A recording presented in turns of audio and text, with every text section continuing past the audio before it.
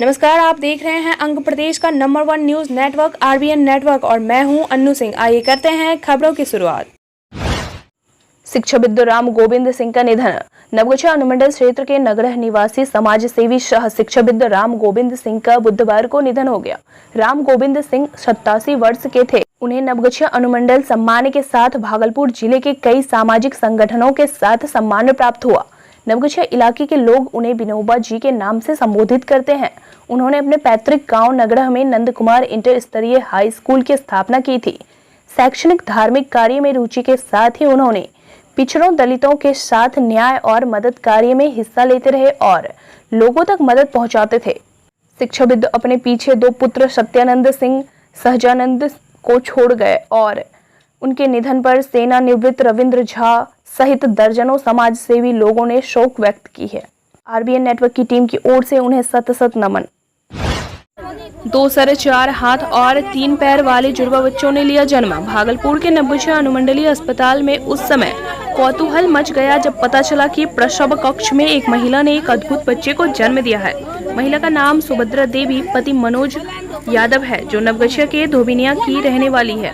महिला का मायका खरीक के लत्तीपुर है। मौके पर उपस्थित परिजनों ने बताया कि प्रसव पीड़ा होने के बाद सुभद्रा देवी को नवगछिया अनुमंडलीय अस्पताल में भर्ती कराया गया, जहां एक अद्भुत संरचना वाले बच्चों ने जन्म लिया, जिसके 2 सर 4 हाथ और 3 पैर है। वहीं जुड़वा बच्चे की नानी बिमला देवी ने बताया कि उनकी पुत्री सुभद्रा के 4 पहले से बच्चे हैं, जिसमें 3 लड़की व 1 लड़का है।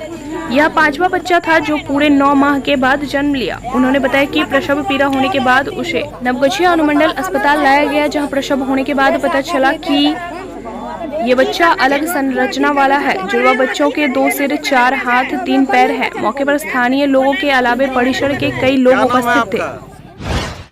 सुंदरवती महिला महाविद्यालय की एनएसएस की छात्राओं ने किया जागरूकता अभियान कार्यक्रम। कल सुंदरवती महिला महाविद्यालय के प्रशाल में एनएसएस की छात्राओं द्वारा जागरूकता अभियान के तहत एक कार्यक्रम किया गया, जिसमें कई मुद्दों पर जागरूकता अभियान चलाया गया। इस जागरूकता अभियान के तहत गीत, संगीत व वाद विवाद कार्यक्रम को भी रखा गया। सबसे पहले रक्तदान हमारे लिए कितना जरूरी है, इस पर परिचर्चा हुई। उसके बाद एड्स से कैसे बचे, उसे भी छात्राओं को बताया गया। फिर वैश्विक महामारी कोरोना से हमें कैसे लड़ना है, किस तरह कोविड-19 के प्रोटोकॉल को ध्यान में रखना है, उसके गाइडलाइंस को ध्यान में रखना है, उस सभी पर भी परिचर्चा की गई, जिससे कि हम तीसरी लहर से बच सके। बताया गया 2 गज की दूरी, मास्क है जरूरी। साथ ही साथ अभी पूरे क्षेत्र में गंगा का जलस्तर बढ़ जाने से पूरा इलाका बाढ़ प्रभावित इलाका हो गया है, जिसमें जितने भी बाढ़ प्रभावित क्षेत्र में लोग परेशान हैं, उन्हें भी सहायता प्रदान करनी चाहिए। इस कार्यक्रम में एनएसएस की अधिकारी, एसएम कॉलेज के प्राचार्य, कई शिक्षक गण एवं एनएसएस की सभी छात्राएं मौजूद थी। इस जागरूकता अभियान में कसम लिया गया कि हम कोविड-19 के गाइडलाइंस का पालन करेंगे, समय समय पर रक्तदान करेंगे एवं बाढ़ से ग्रसित लोगों की जहां तक हर संभव सहायता हो सके हम सभी करेंगे। मैं सुंदरवती महिला महाविद्यालय की प्रोग्राम ऑफिसर हूं और आज हमने एक जागरूकता कार्यक्रम रखा है और इसमें हम अपनी छात्राओं को यह बताना चाहते हैं कि किस प्रकार ब्लड डोनेशन के फ़ायदे भी हैं और कैसे ब्लड डोनेट करने से आप और स्वस्थ रह सकते हैं। और हमारा दूसरा मुद्दा जो है वह यह है कि हम एड्स से कैसे अवेयर रह सकते हैं।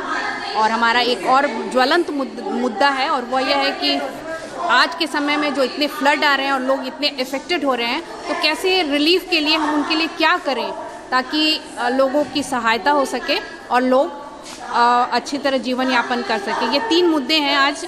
और चौथी बात भी हमें यहाँ रखनी है कि कोविड-19 के प्रोटोकॉल को हमें भूलना नहीं है और इसे पालन करते रहना है ताकि फिर से हमारे देश में तीसरी लहर ना आ सके।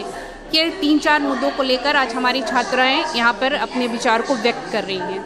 मैम, कोविड-19 तीसरी लहर के बारे में किस तरह की जागरूकता आपको है?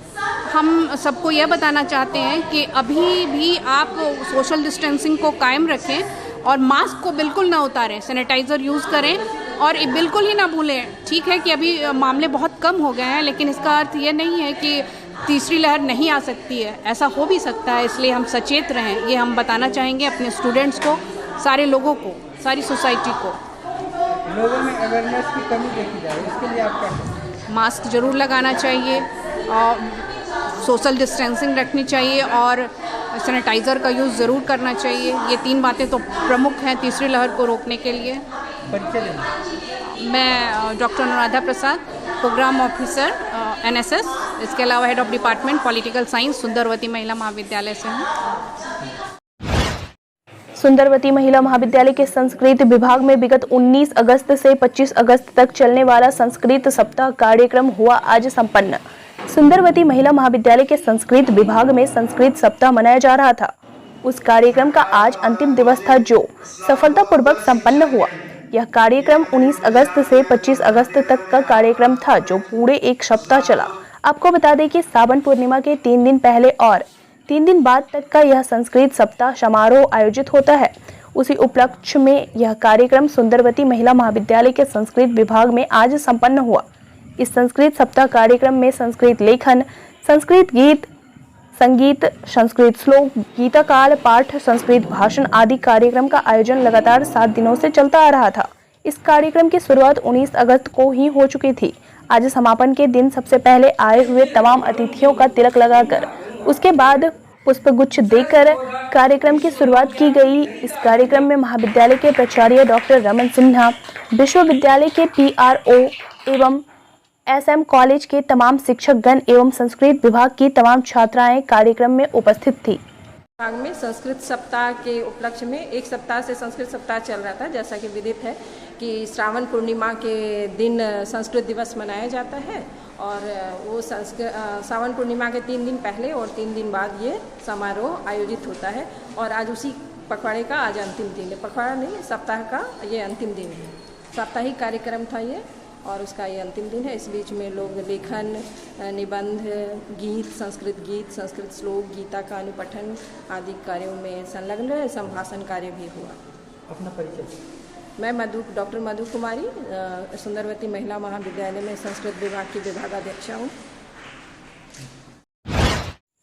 सिविल सर्जन ने किया कोविड वैक्सीनेशन सेंटर का औचक निरीक्षण। जिला स्वास्थ्य समिति और केयर इंडिया भागलपुर के सहयोग से हाईटेक सुविधा के साथ चल रहे कोविड केयर सेंटर का civil surgeon doctor Umesh Kumar ने औचक निरीक्षण किया। ज्ञात हो कि केयर इंडिया के सहयोग से नाथनगर वार्ड नंबर 4 स्थित बालिका उच्च विद्यालय में 9 अगस्त से लगातार अस्थायी कैंप लगाकर वैक्सीनेशन का कार्य किया जा रहा है। सिविल सर्जन नाथनगर के बाढ़ राहत कैंप पर स्वास्थ्य शिविर का जायजा लेने पहुंचे थे, जिसमें लौटने के क्रम में वे वैक्सीनेशन सेंटर पर भी अचानक पहुंच गए। लेकिन वहां की व्यवस्था और सुविधा देखकर वे काफ़ी खुश हुए और उन्होंने केयर के सभी पदाधिकारी, ANM और वेरीफायर के कार्यों की तारीफ कर उत्साहवर्धन किया। उन्होंने कहा कि यह कैंप लगातार चलता रहेगा जब तक कि 100% लोगों को टीका न लग जाए। मौके पर डॉक्टर जफर अंसारी, डॉक्टर प्रशांत, जिला family planning coordinator Jitendra Kumar, Ashutosh Kumar, ICT Roshan Kumar, दीपक कुमारी, पूजा कुमारी, GNM सोनम कुमारी, सोनल कुमारी, ANM आरती कुमारी, निभा कुमारी, स्नेहा कुमारी, वेरीफायर में मोहम्मद अब्दुल्ला, अश्मित, अभिनव कुमार, अश्विनी कुमार सहित कई स्वास्थ्य कर्मी उपस्थित थे। कम लोगों को नहीं होगा, ये अभी चलता रहेगा जब तक हम लोग 100% अचीवमेंट नहीं करते हैं, चलता रहेगा। और सिविल सर्जन भागलपुर। अचानक आज ना बाढ़ का पानी थोड़ा कम हुआ था। कम होने की वजह से लोगों का आज रुझान इधर ज़्यादा है, तो हम लोग अच्छे से व्यवस्था कर रहे हैं। बैठने का व्यवस्था है, वेटिंग एरिया में भी पीने का पानी है और वैक्सीन का भी पर्याप्त स्टॉक है हम लोग के पास। कोई भी यहाँ से घूम के नहीं जाए और अच्छा संतुष्ट होकर जाए, यही हम लोग का उद्देश्य है। मेरा नाम जितेंद्र है, हम केयर से यहाँ अभी वैक्सीनेशन के लिए यहाँ नोडल पर्सन है। जी, मेरा नाम डॉक्टर मोहम्मद जफर अंसारी है, मैं इस यहाँ का नोडल पदाधिकारी हूँ। ये अचानक जब पहले बाढ़ जब आई थी तो लोगों का वैक्सीनेशन का संख्या कम था, तो हम लोगों को समझाने बुझाने के बाद आज पानी जब कम हुआ है तो लोगों को वैक्सीन के लिए जो है लोग भीड़ लगाए हुए हैं। उसको भीड़ को नियंत्रण करने के लिए हम लोग 8 काउंटर बनाए हुए हैं रजिस्ट्रेशन के लिए और अलग अलग जगह पर हम लोग रजिस्ट्रेशन करा के फिर वैक्सीनेट कर रहे हैं। मैं डॉक्टर मोहम्मद जफर अंसारी, नोडल पदाधिकारी कोविड वैक्सीन।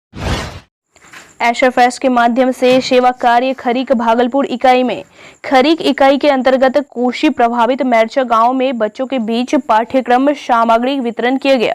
एबीवीपी के एसएफ जिला संयोजक अनुज चौरसिया ने बताया कि लगातार एसएफ के माध्यम से विभिन्न बाढ़ प्रभावित स्थानों पर बच्चों के भविष्य को देखते हुए उनके लिए आवश्यक पाठ्यक्रम का वितरण किया जा रहा है। एबीवीपी कार्यकर्ता सुमित जी ने बताया कि खरीक प्रखंड में सबसे ज्यादा बाढ़ के कारण मैरचा गांव हुआ है। उसी गांव के छोटे छोटे नैनीहाल बच्चों के बीच उनके पढ़ने के लिए आवश्यक पाठ्यक्रम का वितरण किया जा रहा है। प्रखंड संयोजक अजय कुमार ने बताया कि कोरोना काल बाढ़ जैसे दुर्लभ समय में भी एसएफ के माध्यम से सेवा कार्य का किया जा रहा है, जो एबीवीपी समाज के लिए समर्पण भाव से समाज के लिए लगातार लगे हुए हैं।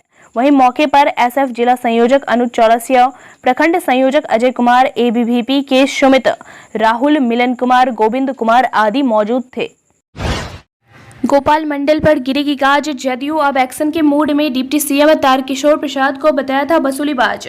नमस्कार, आप आरबीएन नेटवर्क देख रहे हैं। जदयू के बरबोले विधायक के गोपाल मंडल के ऊपर गाज गिरनी अब तय मानी जा रही है। अब गोपाल मंडल के खिलाफ एक्शन की तैयारी में डिप्टी सीएम और बीजेपी नेता तारकिशोर प्रसाद हैं। उन्होंने तारकिशोर प्रसाद को वसूलीबाज बताया था। गोपाल मंडल के ऊपर कार्रवाई की जाएगी, इस बात का भरोसा जदयू के प्रदेश अध्यक्ष उमेश कुशवाहा ने कहा है। उमेश कुशवाहा ने कहा है कि पार्टी अपने नियमों और अनुशासन से चलती है। अगर कोई अनुशासन तोड़ेगा तो उसके खिलाफ कार्रवाई होगी। जदयू के प्रदेश अध्यक्ष उमेश कुशवाहा ने कहा कि गोपाल मंडल ने जो भी कुछ कहा है वह नेतृत्व के संज्ञान में आ चुका है और जल्द ही उनके खिलाफ एक्शन लिया जाएगा। उमेश कुशवाहा ने कहा है कि बीते दिनों उनकी तबीयत ठीक नहीं थी, जिसकी वजह से वह प्रदेश कार्यालय नहीं आ रहे थे, लेकिन अब वह प्रदेश कार्यालय पहुंच चुके हैं। मेरे संज्ञान में यह सारी बात आ चुकी है और अब कार्रवाई होगी। आपको याद दिला दें कि गोपाल मंडल लगातार बीजेपी के नेताओं पर हमला बोल रहे हैं। सरकार में डिप्टी सीएम के पद पर मौजूद बीजेपी के नेता तारकिशोर प्रसाद को उन्होंने वसूलीबाज कहते हुए यहाँ तक के आरोप लगा दिए थे कि वह लाखों की रकम वसूली करके चले जाते हैं। इसके अलावा उन्होंने डिप्टी सीएम तारकिशोर प्रसाद के ऊपर कई गंभीर आरोप लगाए थे। इतना ही नहीं, गोपाल मंडल बिहार के पंचायती राज मंत्री और बीजेपी नेता सम्राट चौधरी के ऊपर भी हमलावर रहे हैं। उन्होंने सम्राट चौधरी को कई बार हैसियत भी बताई है। दिए जाते हैं, सत्र के दौरान भी बयान दिया जा रहा है। देखिए, संज्ञान में आया ही है। जब संज्ञान में आया है तब भरोसा आप लोग रखिए, हम लोग देखते हैं और देख के निश्चित रूप से उस पर एक्शन लिया जाएगा। पार्टी की तरफ से एक्शन होगी।